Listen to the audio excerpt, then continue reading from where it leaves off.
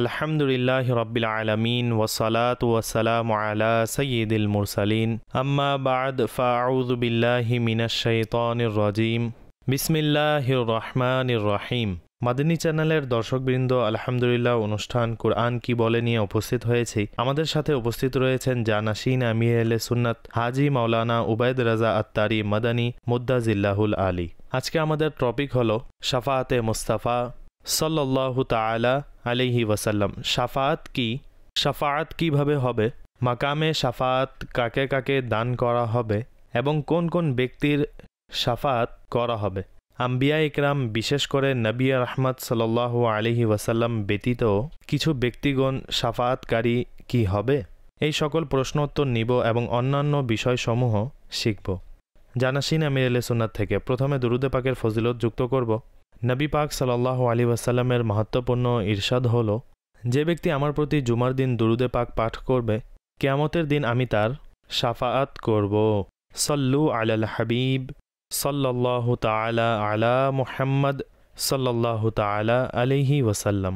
অগ্রসর হব জানাশিন আমির আহলে সুন্নাতের দিকে এবং জিজ্ঞাসাবাদ করব, তো হুজুর সর্বপ্রথম এটি ইরশাদ করুন যে আকীদায়ে শাফাআত বা শাফাআত মূলত কি এবং এর দ্বারা উদ্দেশ্য কি। আলহামদুলিল্লাহি রাব্বিল আলামিন আসসালাতু ওয়াসসালামু আলা সাইয়্যিদিল মুরসালিন আম্মা বা'দু ফাউযু বিল্লাহি মিনাশ শাইতানির রাজীম বিসমিল্লাহির রহমানির রহিম। আসসালাতু ওয়াসসালামু আলাইকা ইয়া রাসূলুল্লাহি ওয়া আলা আলিকা ওয়া আসহাবিকা ইয়া হাবিবাল্লাহ। আসসালাতু ওয়াসসালামু আলাইকা ইয়া নবিয়াল্লাহ ওয়া আলা আলিকা ওয়া আসহাবিকা ইয়া নূরাল্লাহ। মূলত শাফাআতের যে শাব্দিক অর্থ তা হল ওসিলা ও মাধ্যম, আর শরীয়তের পরিভাষায় শাফাআত হল অন্যের জন্য, অর্থাৎ নিজের ব্যতীত সম্মুখে ব্যক্তির মঙ্গল চাওয়া, নিজ ব্যতীত অন্য ব্যক্তির মঙ্গল চাওয়া, কল্যাণ চাওয়া, ভালো চাওয়া, এটা হলো শাফাআত। আর এই বিশ্বাস রাখা ওয়াজিব। আমাদের আকা আলাইহিস সালাতু ওয়াস সালামের ব্যাপারে এই বিশ্বাস রাখা ওয়াজিব। আমাদের নবী সাল্লাল্লাহু তাআলা আলাইহি সাল্লাম তিনি কিয়ামতের দিন বুঝে নিন যে শাফাআত করবেন, তো সেই শাফাআতকে কবুল করা হবে, সেই শাফাআতকে মান্য করা হবে। এই আকীদা পোষণ করা ওয়াজিব, তার শাফাআত কবুল করা হবে। আমাদের নবী সাল্লাল্লাহু আলাইহি সাল্লাম ইরশাদ করেছেন, উতীতুশ শাফাআতা, অর্থাৎ আমাকে শাফাআত দেওয়া হয়েছে। তো আমরা হুজুর সাল্লাল্লাহু আলাইহি সাল্লামের কাছে শাফাআতের ভিখারি। ইয়া রাসূলুল্লাহ, কিয়ামতের দিন আমাদেরকে শাফাআত করবেন এবং আমাদেরকে বিনা হিসেবে জান্নাতে প্রবেশ করিয়ে দিবেন। আমিন। হুজুর, এটি ইরশাদ করুন, শাফাআত সম্বন্ধে আলোচনা চলছে আর অত্যন্ত প্রফুল্ল মানে আনন্দদায়ক বিষয় আমরা অধমের জন্য। তো এটি ইরশাদ করুন, কুরআনে কারীম শাফাআত সম্বন্ধে আমাদেরকে কি পথ প্রদর্শন করে। প্রিয় নবী রাসূল আরবি সাল্লাল্লাহু আলাইহি ওয়াসাল্লাম সম্বন্ধে আল্লাহ তাবারক ওয়া তাআলা ইরশাদ করেছেন, ওয়ালাসাউফা ইউতিকা রাব্বুকা ফাতারদা, এবং নিশ্চয়ই অচিরে আপনার প্রতিপালক আপনাকে এ পরিমাণ দিবেন যে আপনি সন্তুষ্ট হয়ে যাবেন। যখন এই আয়াতে মোবারকা অবতীর্ণ হয় তখন আকা সাল্লাল্লাহু আলাইহি সাল্লাম ইরশাদ করেন, ইযান লা আরদা ওয়া ওয়াহিদুম মিন উম্মতি ফিন্নার, যদি এমন হয় তাহলে আমি সন্তুষ্ট হব না যদি আমার একজন উম্মত জাহান্নামে থাকে। আরও এক স্থানে আল্লাহ তাবারক ওয়া তাআলা ইরশাদ করেন, আসা আন ইয়াবআসাকা রাব্বুকা মাকামান মাহমুদা, এ কথা নিকটে যে আপনাকে আপনার প্রতিপালক এমন স্থানে দণ্ডায়মান করবেন যেখানে সবাই আপনার প্রশংসা করবে। সর্বশেষ নবী সাল্লাল্লাহু তাআলা আলাইহি ওয়াসাল্লামের নিকট আরজ করা হলো, এই মাকামে মাহমুদ কি? বললেন, হুয়া শাফাআ, এটা হলো শাফাআত। আরও এক স্থানে আল্লাহ তাবারক ওয়া তাআলা ইরশাদ করেন, ইন্না আ'তাইনাকাল কাউসার, হে মাহবুব, নিশ্চয়ই আমি আপনাকে অসংখ্য গুণাবলী দান করেছি। মুফাসসিরে শহীদ মাওলানা সৈয়দ নঈমুদ্দিন মুরাদাবাদী রাহমাতুল্লাহি তাআলা আলাইহি এই আয়াতে মোবারকার টিকায় লিখেন, ফাজাইলে কাসিরা দান করে সমস্ত সৃষ্টির মাঝে শ্রেষ্ঠত্ব করেছেন।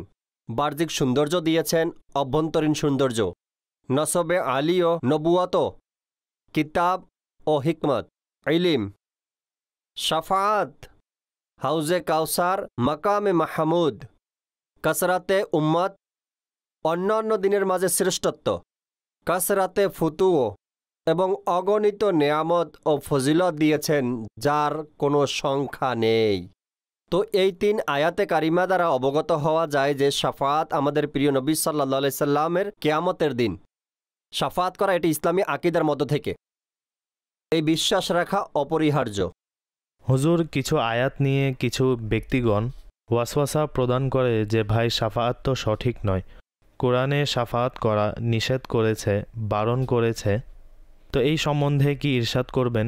সেটি কোন আয়াত, এর হুকুম কি? হ্যাঁ, দেখুন কিছু আয়াতে কারিমার মধ্যে যে আছে না, শাফাআতের নিষেধ এসেছে। যেখানে শাফাআতের নিষেধ এসেছে তার উদ্দেশ্য কি এটা দেখার বিষয়। প্রথম বিষয় হলো আল্লাহ তাবারক ওয়া তাআলার দরবারে কেউ জাবরান শাফাআত করতে পারবে না।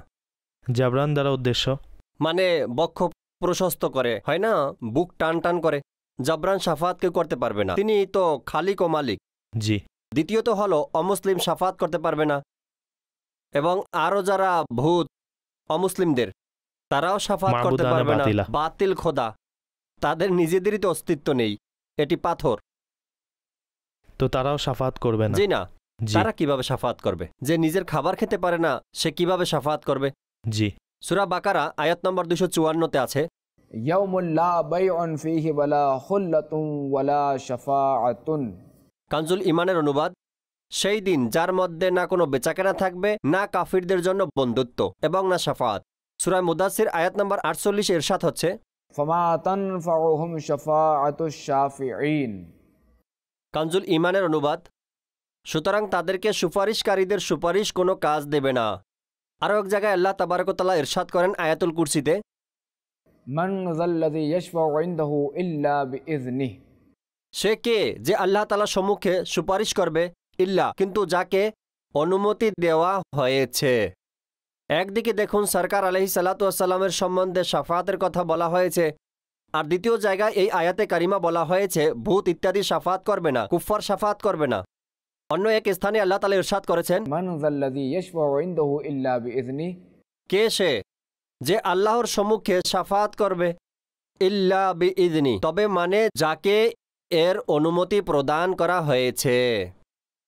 হুজুর, এখন আপনি কোরআনের যে আয়াত তেলাওয়াত করেছেন, আপনি 3টি আয়াত তেলাওয়াত করেছেন যাতে নবী পাক আলাইহিস সালাতু ওয়াস সালামের শাফাআত বর্ণনা করেছেন, আরও 2টি আয়াত উপস্থাপন করেছেন যাতে শাফাআত নিষেধ রয়েছে। তো এখন আপনি আয়াতুল কুরসির যে অংশটি পড়েছেন, তো এটি বোঝা যাচ্ছে যে আল্লাহ তাআলা যেই ব্যক্তিবর্গকে, যেই লোকদের অনুমতি হবে তারা শাফাআত করবে, আর যাদের অনুমতি হবে না তারা শাফাআত করতে পারবে না। তাদের তো অনুমতিই নেই। অবশ্যই যার অনুমতি নেই সে কিভাবে করবে?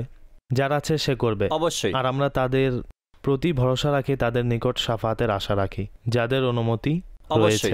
হুজুর, এখন আপনি যে আলোচনা করেছেন আয়াতে মোবারকায় এসেছে যে মাকামে মাহমুদের আলোচনা এসেছে, এটি কি? আপনি আয়াতে মোবারকা পাঠ করেছেন যে নবী পাক আলাইহিস সালাতু ওয়াস সালামের মাকামে মাহমুদ অর্জন হবে, এটি কি জিনিস? এমনকি আজানের পর যেই দোয়া পাঠ করা হয় এতেও আসে। জি দেখুন, মাকামে মাহমুদ, মাকামে মাহমুদ হলো প্রশংসনীয় স্থান, ঠিক আছে, এবং সেটি এমন স্থান হবে, সেটি এমন সময় হবে যে প্রত্যেককেই সেই সময় আল্লাহ পাকের প্রিয় ও সর্বশেষ নবী মুহাম্মদে আরবি সাল্লাল্লাহু তাআলা আলাইহি ওয়াসাল্লামের প্রশংসা করবে, গুণগান করবে, তারিফ করবে, নাত পড়বে। প্রশংসা মানে নাত পড়বে। কাফিরও মুসলমানও, মুসলমান তো করবেই, কাফিরও করবে। জি। কিয়ামতের দিন সদরুস শরিয়া বদরুত তরিকা মুফতি আমজাদ আলী আজমি রাহমাতুল্লাহি তাআলা আলাইহি বাহারে শরিয়াতে ইরশাদ করেন, আমি সেটি আরজ করছি। কিয়ামতের দিন মর্তাবে শাফাআতে কুবরা হুজুর সাল্লাল্লাহু আলাইহি সাল্লামের খাসাইস মানে তার বৈশিষ্ট্য। জি। এটি তার বৈশিষ্ট্য। শাফাআতে কুবরা মুমিন, কাফির, নেককার, গুনাহগার প্রত্যেকের জন্য। এই হিসাবের দিনটি মানুষের কাছে অত্যন্ত ভয়াবহ হবে। এ আকাঙ্ক্ষা করবে মানুষ যদি আমাদেরকে জাহান্নামে নিক্ষেপ করা হতো, যাতে এই অপেক্ষা থেকে মুক্তি পেয়ে যাই। এটি অমুসলিমদের জন্য এই আকাঙ্ক্ষা করবে আমাদেরকে যেন জাহান্নামে নিক্ষেপ করা হয়। আর এই যে হিসাব নিকাশের ব্যবস্থা, এর থেকে উত্তম হলো জাহান্নামে নিক্ষেপ করা। অর্থাৎ হিসাব নিকাশের অপেক্ষা এটি স্বয়ং এক আযাব হবে। এটি স্বয়ং এক আযাব। সঠিক। কিন্তু জাহান্নামে গেলে এর চেয়ে অধিক কষ্ট হবে। তারা বলবে যে কমপক্ষে হিসাব নিকাশ যেন হয়ে যায়, জি অবস্থা জি জি, একদিকে হয়ে যাক। অবস্থা একদিকে হয়ে যাক। জি, তো কাফেরদেরকেও এই বিপদ থেকে মুক্তি দেওয়া হবে হুজুর সাল্লাল্লাহু আলাইহি সাল্লামের বদৌলতে, সুবহানাল্লাহ। যাতে পূর্ববর্তী ও পরবর্তীগণ, মুআফিকিন ও মুখালিফিন, মুমিনিন ও কাফিরিন প্রত্যেকে খাতামুন নবিয়্যিন সাল্লাল্লাহু তাআলা আলাইহি ওয়াসাল্লামের প্রশংসা করবে। আর এরই নাম হলো মাকামে মাহমুদ। फ़क़त इतना सबब है इनइक़ाद बज़्म महशर का कि उनकी शान महबूबी दिखाई जाने वाली है। सल्लु अलल हबीब सल्लल्लाहु সাল্লাল্লাহু ताआला তাআলা अला আলা मुहम्मद। মুহাম্মদ। হুজুর নবী পাক আলাইহিস সালাতু ওয়াস সালাম স্বয়ং নিজের শাফাতের বর্ণনা করেছেন, যেমনটি আপনি প্রথমে হাদিসে কারিমা ব্যক্ত করেছেন। তো এই সম্বন্ধে যদি আরও কিছু রিওয়ায়াত হাদিস বর্ণনা করতেন। অবশ্যই হাদিসে মোবারকায় বর্ণিত রয়েছে, হযরত আনাস বিন মালিক রাদিয়াল্লাহু তাআলা আনহু থেকে বর্ণিত, খাতামুন নবিয়্যিন সাল্লাল্লাহু তাআলা আলাইহি ওয়াসাল্লাম ইরশাদ করেন, সকল নবীদের জন্য মকবুল দোয়া ছিল, তারা নিজের উম্মতের জন্য করে নিয়েছে। নিশ্চয়ই আমি আমার এই দোয়াকে কিয়ামতের দিন আমার উম্মতের শাফাআতের জন্য নির্দিষ্ট করে দিয়েছি। অর্থাৎ আমাদের আকা আলাইহিস সালাতু ওয়াস সালাম এই দোয়াটি ব্যবহার কিয়ামতের দিন করবেন শাফাতের জন্য। শাফাতের জন্য। সুবহানাল্লাহ। সেখানে এমন হবে যে যখন মানুষ পেরেশানগ্রস্ত হবে এবং আল্লাহ তাবারক ওয়া তাআলা তিনি কাহার ও জব্বারও, সেখানে তার সিফাত কাহার প্রকাশ হবে, সিফাত জব্বার প্রকাশ পাবে। তো এখন যেটা হবে সেটা, তো মানুষ তখন পেরেশানগ্রস্ত হবে, তো মানুষ মিটিং করবে, সিদ্ধান্ত নিবে আমরা কার নিকট যাব। তখন সিদ্ধান্ত হবে চলো আদম আলাইহিস সালাতু ওয়াস সালামের নিকট যাই, প্রকাশ্য যে তিনি আমাদের সকলের পিতা। তখন তারা আদম আলাইহিস সালাতু ওয়াস সালামের দরবারে আহাজারি করতে করতে তারপর পৌঁছাবে এবং আরজ করবে, আপনি আবুল বাশার, আল্লাহ তাআলা আপনাকে স্বীয় কুদরত দ্বারা সৃষ্টি করেছেন, তো আপনি আমাদের সুপারিশ করেন। তখন হযরত আদম আলাইহিস সালাতু ওয়াস সালাম ইরশাদ করবেন, আজ আমার এই ক্ষমতা নেই, আপনারা অন্য কারো নিকট যান। আজ আল্লাহ তাবারক ওয়া তাআলা যেই রাগ করেছেন এমনটি না প্রথমে করেছেন না ভবিষ্যতে করবেন। তো লোকেরা আরজ করবে আমরা কার নিকট যাব। তখন হযরত আদম আলাইহিস সালাতু ওয়াস সালাম ইরশাদ করবেন, সর্বপ্রথম যে রসুল রয়েছে না, যিনি জমিনে হেদায়েতের জন্য প্রেরিত, তার নিকট যাও। হযরত নূহ আলাইহিস সালাতু ওয়াস সালামের নিকট যাও। তখন লোকেরা হযরত নূহ আলাইহিস সালাতু ওয়াস সালামের নিকট উপস্থিত হবে। তো নূহ আলাইহিস সালাতু ওয়াস সালাম ইরশাদ করবেন, আজ তোমরা অন্য কারো নিকট যাও, আমার এই ক্ষমতা নেই। তখন নূহ আলাইহিস সালাতু ওয়াস সালামের নিকট আরজ করা হবে আমরা কার নিকট যাব। তিনি আলাইহিস সালাতু ওয়াস সালাম ইরশাদ করবেন, হযরত ইব্রাহিম আলাইহিস সালাতু ওয়াস সালামের নিকট যাও, কেননা তিনি আল্লাহ তাবারক ওয়া তাআলার খলিল রয়েছেন, তাকে আল্লাহ তাবারক ওয়া তাআলা মর্তবায় খিল্লাত দান করেছেন, তোমরা তার নিকট যাও। তখন লোকেরা আহাজারি করতে করতে তার নিকট উপস্থিত হবে। তখন তিনিও একই জবাব দিবে, অন্য কারো নিকট যাও। সংক্ষিপ্ত হলো, এখন লোকেরা হযরত মূসা আলাইহিস সালাতু ওয়াস সালামের নিকট যাবে, যেটা হবে সেদিন সেখান থেকে একই উত্তর পাবে যখন মূসা আলাইহিস সালাতু ওয়াস সালাম যখন হযরত ঈসা আলাইহিস সালাতু ওয়াস সালামের নিকট প্রেরণ করবে। হযরত ঈসা আলাইহিস সালাতু ওয়াস সালাম ইরশাদ করবেন, আমার এই ক্ষমতা নেই, কেননা আজ আল্লাহ তাবারক ওয়া তাআলা যেই রাগ করেছেন এমন রাগ না কখনো প্রথমে করেছেন না ভবিষ্যতে। এখন লোকেরা আরজ করবে যে কার নিকট প্রেরণ করবেন। তখন হযরত ঈসা আলাইহিস সালাতু ওয়াস সালাম হুজুর সাল্লাল্লাহু আলাইহি সাল্লামের প্রশংসা বর্ণনা করবেন, তার গুণগান করবেন, সুবহানাল্লাহ, এবং ইরশাদ করবেন তোমরা তার নিকট উপস্থিত হও যার হাতে বিজয় দেওয়া হয়েছে, তিনি আজ ভয় মুক্ত, আর তিনি সমস্ত আদম সন্তানের সরদার। তো তোমরা আল্লাহ পাকের সেই সর্বশেষ নবী মুহাম্মদে আরবি সাল্লাল্লাহু আলাইহি ওয়াসাল্লাম তার খেদমতে উপস্থিত হয়ে যাও। সুবহানাল্লাহ। তিনি আজ তোমাদের শাফাত করবেন। আর তার নিকটই উপস্থিত হও, তিনি এখানে উপস্থিত রয়েছেন। এখন লোকেরা চলতে চলতে হোঁচট খেয়ে কান্না করতে করতে আহাজারি করতে করতে হুজুরের দরবারে উপস্থিত হয়ে আরজ করবে, হে মুহাম্মদ সাল্লাল্লাহু আলাইহি ওয়াসাল্লাম, হে আল্লাহ পাকের নবী, হুজুরের হাতে আল্লাহ তাআলা বিজয়ের পতাকা রেখেছেন, আর আজ হুজুর পরিতৃপ্ত, হুজুর আজ পরিতৃপ্ত। আর এটি ব্যতীত হুজুর সাল্লাল্লাহু আলাইহি ওয়াসাল্লামের অনেক ফজিলত বর্ণনা করবেন।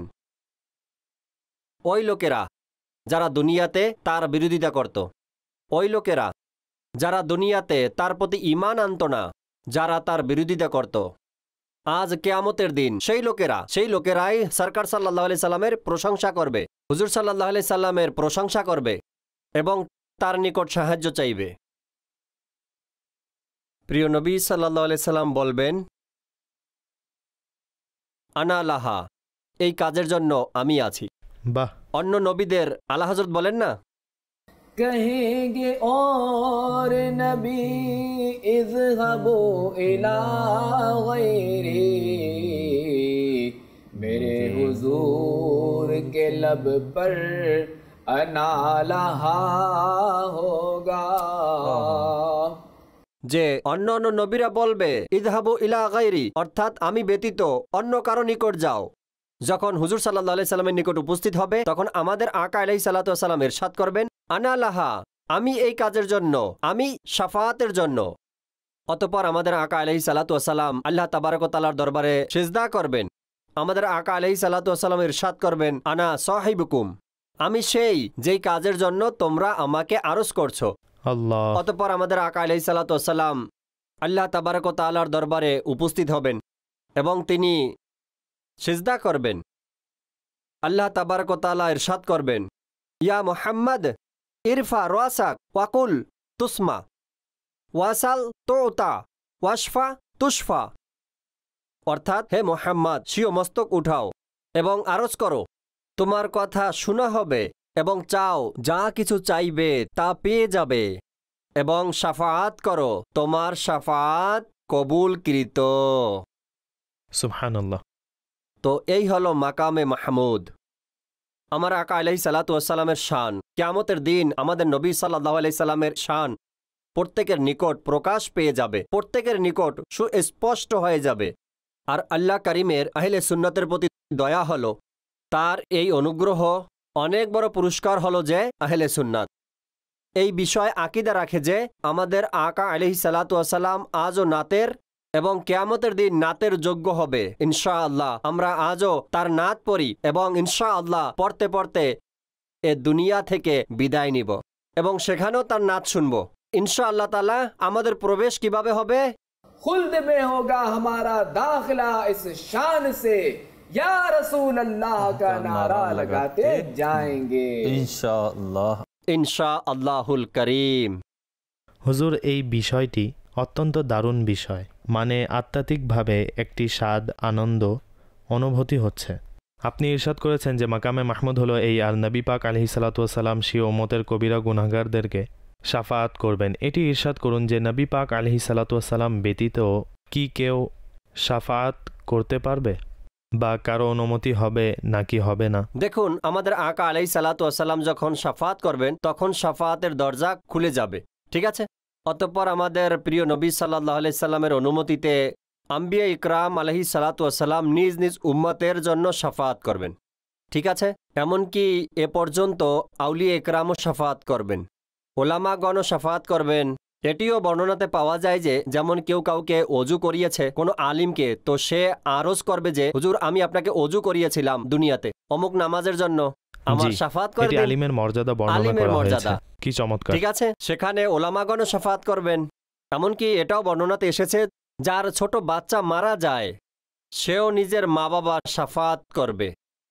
আর এটিও রয়েছে আলিমে দিন অসংখ্য মানুষের শাফাআত করবে এবং হাফিজগণ নিজের পরিবারের 10 জন ব্যক্তিকে শাফাআত করবে যাদের উপর জাহান্নাম অজীব হয়ে গিয়েছিল। তো এভাবে অগণিত লোক শাফাআত করবে, কিন্তু এই সকলের শাফাআত খাতামুন নবিয়্যিন সাল্লাল্লাহু তাআলা আলাইহি ওয়া আলিহি ওয়াসাল্লামের ওসিলায় হবে। এটি প্রিয় নবীর দান ক্রমে হবে। আল্লাহ করিম আমাদেরকেও তার শাফাআতের অংশ দান করুক। মাদানী চ্যানেলের দর্শকবৃন্দ, অত্যন্ত দারুণ বিষয়। আর শাফাআতে মুস্তাফা সাল্লাল্লাহু আলাইহি ওয়াসাল্লামের প্রত্যাশী আমরাও, অবশ্যই আপনিও আছেন। আমরা নিজেদের জন্য দোয়া করি, আপনাদের জন্য দোয়া করি। শাহজাদা হুজুরকে আরজ করব যে আমাদের সকলের জন্য দোয়া করুন, যাতে আমরা সকলের শাফাআতে মুস্তাফা সাল্লাল্লাহু আলাইহি ওয়াসাল্লাম নসিব হয়ে যাক। আমিন। আল্লাহ করিম আমাদের সকলকে প্রিয় হাবিব সাল্লাল্লাহু আলাইহি সাল্লামের শাফাত নসিব করুক। মাদিনী চ্যানেল দেখতে থাকুন। ইনশাআল্লাহ যদি আল্লাহ চায় তো আগামীতে আরও একবার নতুন বিষয় নিয়ে পুনরায় এই অনুষ্ঠানে উপস্থিত হব। এই বরকতময় সময়ে, এই বরকতময় দিনগুলোতে শাহজাদা হুজুরের সাথে জানাসিনে আমির আহলে সুন্নাতের সাথে আপনারা এই অনুষ্ঠান দেখার সৌভাগ্য অর্জন করছেন। আল্লাহ তাআলা বরকত দান করুক। আর এই বরকতময় মাসে আল্লাহ রাব্বুল ইজ্জতের রহমতের বৃষ্টি বর্ষণ হচ্ছে, এতে অংশ নসিব করুক। সাল্লু আলাল হাবিব সাল্লাল্লাহু তাআলা আলা মুহাম্মদ সাল্লাল্লাহু তাআলা আলাইহি ওয়াসাল্লাম।